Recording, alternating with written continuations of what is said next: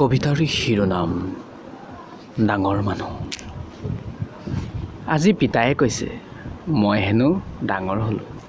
ক'তা মোৰতো বিশ্বাসেই নহয়। মইচোন এতিয়াও মাৰ কোলাত শুই ভাল পাওঁ। মইচোন এতিয়াও আইতাৰ মুখত সাধু শুনো। এইবোৰতো ডাঙৰ মানুহৰ কাম নহয়।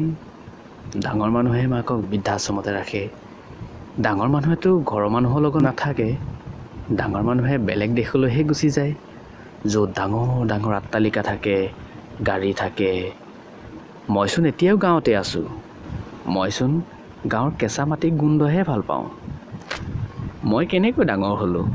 হোৱা নাই মই ডাঙৰ, আৰু ডাঙৰ হ'বলৈ ইচ্ছাও নাই মোৰ।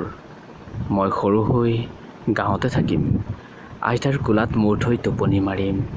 আইতাৰ সাধু শুনিম, নিশাৰ আকাশৰ তৰা গণিম, আৰু এই গাঁৱতেই মোৰ শেষ সমাধি পাতিম। কিন্তু ডাঙৰ মানুহ হোৱা সপোন ভুলতো নেদেখিম।